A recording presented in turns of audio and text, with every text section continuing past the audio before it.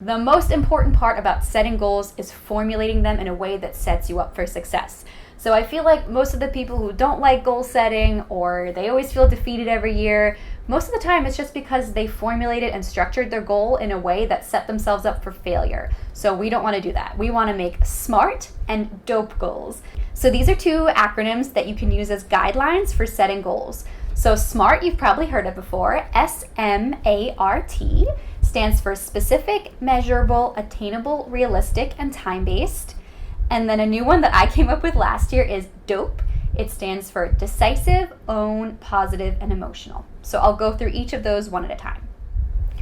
You want each of your goals to be as specific and detailed as possible. So be careful not to be too broad or general. Make sure you're being really clear about what it actually is that you want to accomplish. So for instance, if it's your goal to get more clients and income, that's not very specific. So a more specific goal might be book 5 more clients and raise prices by 50%. M is for measurable. It should be a goal that you're able to measure when you reach. Otherwise, you'll never know if you made it to the finish line or not. So your goal might be to be better at self-care. This is a big one I hear all the time. But there's no way at the end of the year you can really achieve if you hit that or not. So a more measurable goal would be get a massage after every double header. That you can know if you did it or not. Attainable. This is a big mistake that I see a lot of people make. You want to make sure that your goal is something that you have control over attaining by yourself. So not something that requires a third party or an external factor, because you can only control yourself. You cannot control others. So for instance, if it's your goal to find a boyfriend and get married by 2022, it's fine that you want to achieve that, but that's not something you have control over achieving. It takes 2 to tango. But what you could say is make a dating profile and go on 1 date per week. That's something that you have control over doing, which will probably make your goal happen. R is for realistic. This is kind of a fine line because you want to make it a challenge or a reach, something you'd be really proud of achieving, but you don't want to make it so outlandish that you already know in your heart of hearts, like, that's not possible, that's not going to happen. So you want to make it a tease, so something that you know is possible, but it's going to be hard to get there, but not so hard that you don't even try at all. So for instance, in your first year of business, it might not be realistic to think you're going to make 6 figures, but a more realistic goal might be make at least $1,500 per month, something like that. T is time-based, so your goal should have some type of time frame or deadline attached to it. If you don't attach deadlines, it'll never get done. I know this from my own personal experience. If you've ever heard of Parkinson's Law, this kind of says that whatever time you allot for something is the time it'll take to get it done. So if you don't attach a deadline, it'll never get done. So for instance, if it's your goal to finish making your client guide, attach a time frame to it. So finish designing client guide by August 1st and mail out to all clients by September 1st. That's a lot more likely to get done because you gave deadlines to each part of the process. Okay, so now on to the dope goals. D stands for decisive. You don't want there to be any ambiguity or either's or ors in your goals. So a lot of people tend to hedge their goals by giving themselves different options. For instance, you might have a goal to speak at one conference about one topic or another conference about another topic. But you really want to dedicate all of your resources and efforts and attention to just one of those. So just pick one. If you give yourself too many options, you're going to spread yourself too thin trying to make them all happen, and chances are that none of them will happen. You might make 10% progress on 5 different goals rather than really killing it and achieving one big goal. O stands for own. It should be your own goal, not a goal that the industry says that you should do or that you feel pressured to do or that your spouse wants you to do. It should be a goal that you feel motivated to do. Whenever we work on something that we feel pushed to do, we don't give it as much effort as the things that we feel pulled to do, just internally motivated and passionate about. If your heart's not in it, you won't be motivated to do it and it just won't happen. So it has to be your own goal. P stands for positive. If you have a goal to quit or stop something, instead of making your goal about what you don't want to do, make it what you'll replace it with or what you'll do instead. So the human brain isn't able to unthink about anything. If I told you right now, don't think about a pink elephant, you're probably thinking about a pink elephant, right?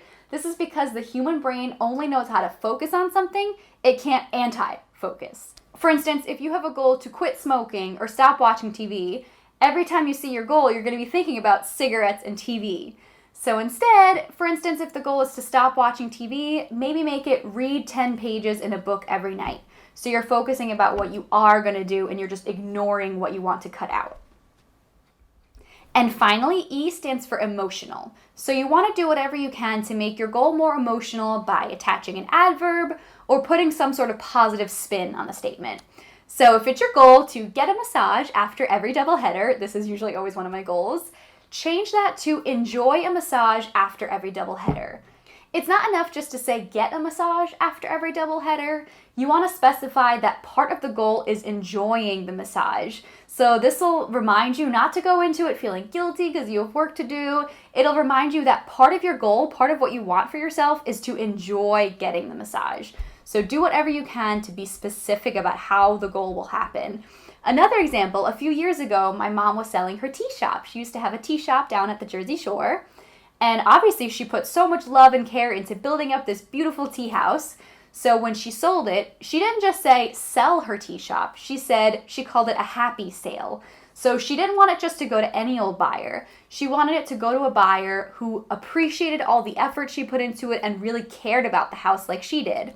So when she was faced with two offers, she chose the one, not just some guy who wants to rip it down and use the property. She chose the guy who really loved all the decor inside, really respected and appreciated everything she did. So it's really important to not just specify what goal you want to achieve, but how you want to achieve it. So using the SMART and DOPE acronyms as your guidelines, you can go ahead and write out your goals on that 2021 goals sheet, the big blank sheet. And as you're writing out your yearly goals, you might think about some shorter term goals, maybe some quick to-dos or little project or tasks you have to get done. You can go ahead and write those under short-term goals just to remind you that you need to get those done. Or you might think of some goals that you don't really want to work on this year, or maybe you acknowledge that you won't have time this year, but you don't want to forget about them. You can write those under the future goals section. All right, so when you're all done writing out all of your goals, I really highly encourage you to share. I would love to read your goals. You can write it here in the comments or share them on Facebook or Instagram or anywhere you can think of. It's really important to make your goals as public as possible, and I'll get into why a little bit later. Okay, so the next section is theme. So you might notice that all of your goals have a common thread or maybe a common direction that you're headed or who you want to become through those goals. So try to think if there's a way to summarize all of your goals into one overarching theme or vision that you have for the year. Some people like to choose a word of the year or like a little phrase that represents all of their goals. So all of the actions you take throughout your year should be with this word in mind. So you can use this little space under word of the year to brainstorm a bunch of different words. I usually come up with a bunch of different ones until I find one that really feels right. You could also just use thesaurus.com if you're trying to look for the perfect word. So go ahead and take some time to brainstorm your word of the year. And then when you find whichever one resonates most with you, you can circle it, highlight it, or just write it bigger. Next up is your identity. Who do you want to become this year? As you're looking through all of your goals, ask yourself, if I achieve all of these goals, who will I become in the process? And then ask yourself, do I want to become who achieving this goal will make me? Sometimes that's the best part. Sometimes that's what we want. We want growth and personal development and establishing better habits. But sometimes it can actually be a deterrent. For instance, you might realize one of your goals is to hit 6 figures, but you realize that that'll require a lot of hustling, a lot of hours in the office, a lot of time away from your family. And maybe you realize that those 365 days of being a workaholic is not worth that one day of satisfaction of saying that you're a 6-figure photographer. But on the flip side, you might have, let's say, a fitness or a weight loss goal, and you might realize that hitting that, goal weight is great, but maybe the 365 days of being healthy and motivated and fit and active is more worth it than even hitting that goal weight. So like I said earlier, sometimes it's more about the journey than the destination. When we're thinking about our identities, we want to get rid of any negative stories we're telling about ourselves. I can't stand it when I hear sentences like, I'm not a morning person, or I don't have a green thumb, or I'm not a numbers person, or I don't really read, or I'm such a klutz. We say it like it's no big deal, but when we're constantly saying these things about ourselves, we make it a self-fulfilling prophecy. We tell ourselves that this is who we are, and that's who we end up becoming. Instead, we want to flip it around. We want to make positive affirmations and mantras that we tell ourselves. So, I am a morning person. I am a bookworm. I'm a luxury wedding photographer. I'm a runner, or I'm a scientist. It's really important to say these things in the present tense. So instead of saying, oh, this year I'll become a bookworm. No, if you want to be a bookworm this year, say it in the sentence, in 2021, I'm a bookworm. Because you'll start affirming it, and the more you say it, the more you'll believe it, the more others will see it in you, and it just becomes true. So if you're on the fence about putting something in your bio like luxury wedding photographer because you think you're not there yet, go ahead and put it in now. If you're sure of yourself that you're going to become this person this year, go ahead and manifest it now. So go ahead right now and fill out your identity for 2021. Finish the sentence, in 2021, I am a blank. All right, now that we have all of our goals written out for 2021 and we know what we want to do, we have to acknowledge that we don't have time for everything. This is always my issue every year. I always make such a long list of goals and projects that I want to work on. So I always have to remind myself, you can do everything, but you can't do everything at once. So if you're really ambitious and you have lots of ideas and projects and things that you want to get done, that's perfectly fine. That's a really good thing. But you're probably not going to be able to do them all in 1 year. It doesn't mean you have to forget about them or try to stifle your creativity or your ambition. Just acknowledge that you have to choose what you're going to focus on and what you're going to put on the back burner for later. This concept is called pruning. It's a really common term in gardening. It means to reduce the extent of something by removing superfluous or unwanted parts, especially to increase fruitfulness or growth.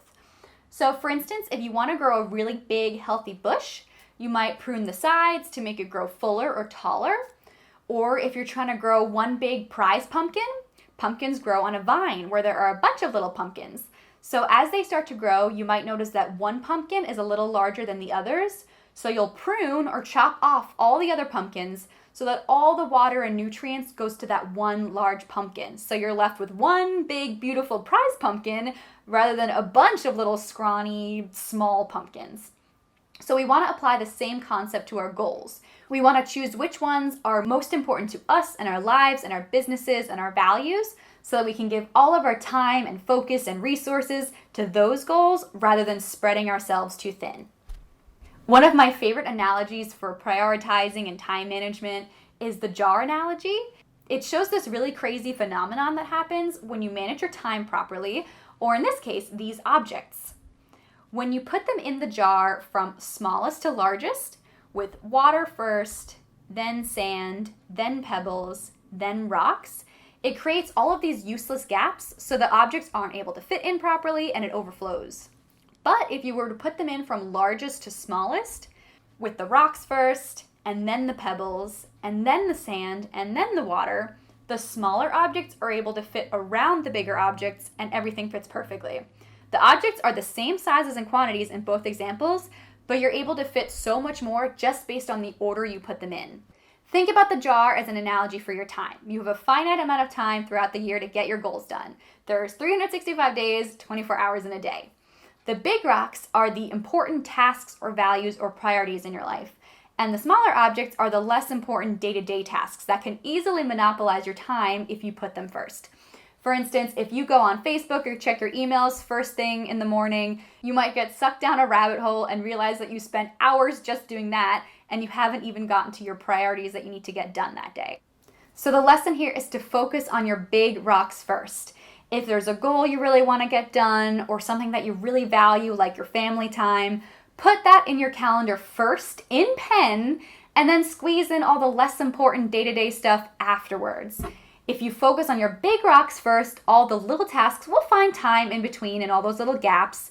But if you focus on the small objects first, they're going to monopolize your time and you won't have any time for the things that are really important in your life. So if you have a really long goals list like I usually do, try to narrow it down to 2 to 5 major goals that you really want to focus on and give all of your attention. So you can go ahead and list those on the page that says top goals, and then also consider these 3 things. Studies have shown that the first 48 hours after the inception of a goal, so after you think of it or get inspired to do it, is the most important time frame in determining whether or not you're going to actually achieve it. So it's really important to take at least one tiny step towards that goal within the first 48 hours. The reason for this is that you want to tell your brain that this goal is urgent and you really want to get it done and it's important to you. For instance, if you get asked out on a first date and you go to the restaurant and you're waiting and waiting for hours and hours for the guy and he doesn't show up, you're probably not going to trust him. You're not going to say yes to a second date. The same thing happens in our own brains. If you make a goal and then don't do anything at all towards it, you train your brain into believing that it's not serious to you, it's not urgent, it doesn't need to get done, and it's not important to you. So we want to train our brains into trusting ourselves, so knowing that, hey, when Lynn sets a goal, she's serious about it and she's going to make it happen, right? We don't want to train our brains that when we make goals, they're just these little vapid ideas and we're not going to work on them and they're not going to get done. So I want you to think about at least one tiny first step you can take towards each of your major goals that you can do within these first 48 hours. It doesn't have to be a big, epic, hard step. It just has to be a little something that gets the ball rolling and teaches your brain, okay, this is serious. So for instance, if it's your goal to make a client guide, maybe the first action step is just making an InDesign file, naming it, and saving it. It's definitely not too hard, but it just teaches your brain that we're gonna do this. We're gonna get this goal done. For each of your major goals, I also want you to think about who can help you stay accountable and how you'll track your progress. So maybe pick an accountability buddy that you'll check in with to talk about your progress. This is why I really highly recommend making your goals as public as possible. You definitely want to tell all your friends and family about your goals, but you also want to make it public to strangers. Put it on Facebook or Instagram. You never know who might read your goals and be in a position to connect you or help you reach that goal. People love helping people. There's this thing that psychologists call the helper's high. If someone's able to help you reach success, they kind of feel like they can take some credit for it and they vicariously feel more successful just by helping you. So definitely put yourself out there, make your goals as public as possible.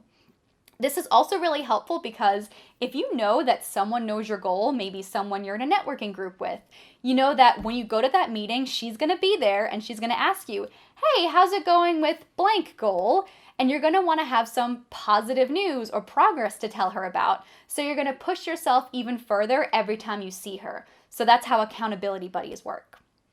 Along those same lines, also think about what resources or tools you can use to help you reach your goal or who you can ask for help. Okay, so now to the most important and maybe slightly daunting part, actually taking action on your goals. If any of your goals feel really big and overwhelming and you don't even know where to begin, remind yourself of this quote. How do you eat an elephant? One bite at a time. So we want to take these big, overwhelming, major, year-long goals and break them down so they feel a little less overwhelming and more manageable. So for instance, if you have a year-long goal, take your deadline and divide it by 4 into quarterly milestones. Then each quarter, break those into weekly checkpoints. And then each week, you can convert those into daily tasks. So for instance, if it's your goal to make a client guide by next year, each of the quarters might be dedicated to designing the layout, writing all the text, picking out the photos, and then mailing it out. And then within each quarter, you might dedicate each week to a different section or chapter of the client guide. And then you might give yourself a different task for each day. Maybe on Monday and Tuesday, you'll write rough drafts. On Wednesday, you'll make revisions. On Thursday, you'll proofread. And on Friday, you'll do the final touches. That way, when you go to sit down to actually work on your goal, you're not getting overwhelmed by thinking about this big, epic final product you need to have done. You're just thinking about your day-to-day tasks, and it's a lot less overwhelming. So go ahead and take out your planners or calendars and decide what your different milestones and checkpoints and deadlines are going to be. And remember, if it's a big rock, write it in pen first. So that's pretty much it for the 2021 section. The last 3 pages are for you to use throughout the year. There's a page for doing a mid-year follow-up around July 1st for you to check your progress, make sure you're on track to meet your goals. Then there's a page for tracking 2021 so far. You can use this section to write down your wins and your shortfalls as they happen, so you don't forget them when you go to do this next January. And then there's a section to brain dump ideas for 2022 goals. So I think it's really important to note that there's nothing exclusive about January 1st. You can set goals any time of year. If you get an idea for a goal on March 13th or November 2nd, that's perfectly fine. just make sure that you attach the same importance and specialness that you do to your January 1st goals. If you make them feel less important, they're probably not going to get done.